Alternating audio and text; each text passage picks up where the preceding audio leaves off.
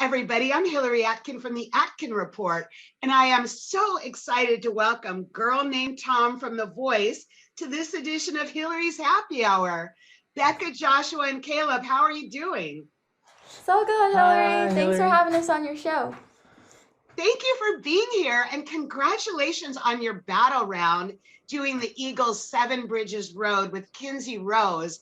How are you feeling as you completed that performance, got the standing ovation from the coaches, and then heard their praise?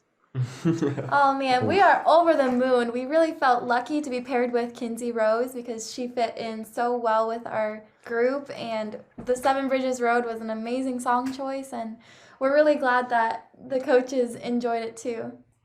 Yeah, it was an exhilarating performance. It was super fun. Lots of energy, high energy the whole time.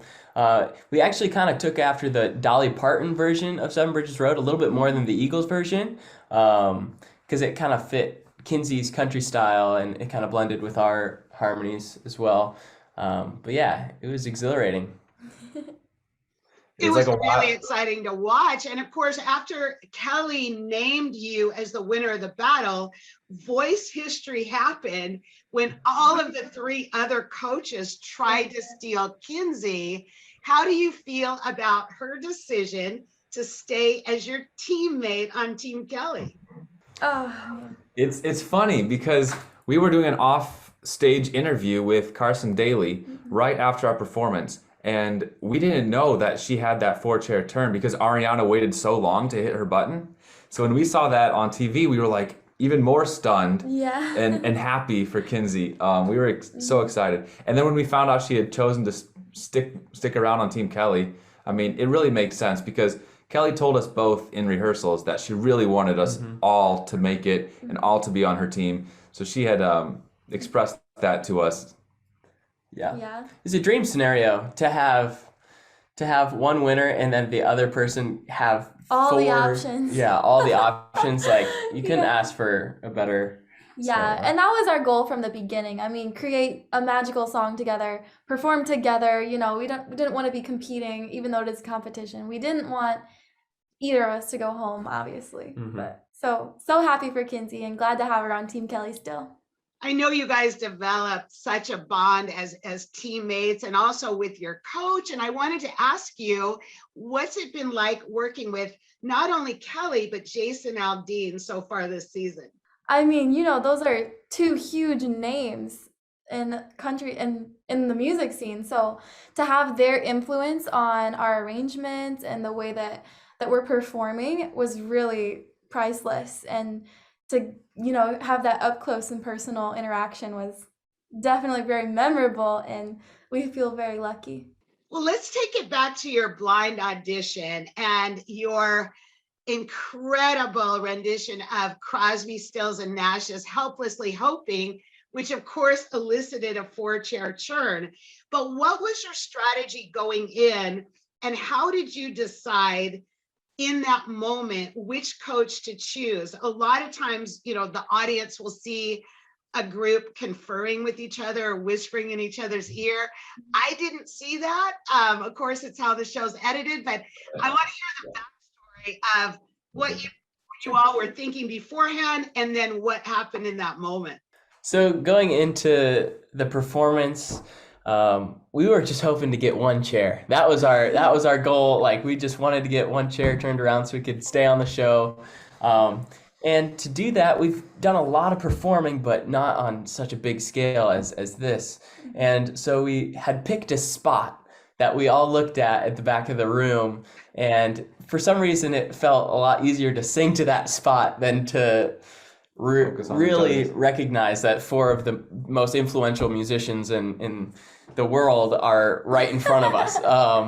So that was kind of the strategy. And and going in, we had a hierarchy of our coaches who we would pick if they would turn.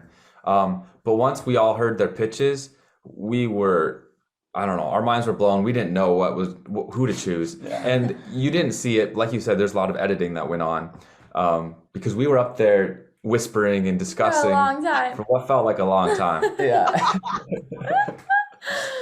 that was like the most stressful part of the show so Yeah, it far. feels like such a big decision and you don't want to make the wrong decision, but at the end of the day, like there is no wrong decision. Right. And we're glad that we went with Kelly because she's so versatile in her music and I felt like she really got us in our artistry, and she wasn't gonna like make us do anything crazy or I don't know. Yeah. No, it's funny because watching it, Kelly did turn for you first. Yeah. And she immediately said, and of course you guys can't hear this or notice it while you're performing, but she immediately said, I'm first.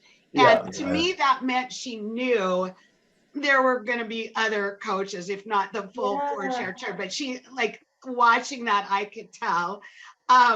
So, but can I just ask you, when you were deliberating, again, we didn't see that on camera, was there a consensus? Was it, two people wanted one person and one person goes, no, we should go? You guys you don't have to reveal the names. I'm just wondering about the inter-family dynamics. Yeah, I was feeling like I wanted to go with Blake. Caleb wanted John because John's like, an Ohio guy and we're from Ohio, and John sang with his family and all that. And Josh was really feeling Kelly.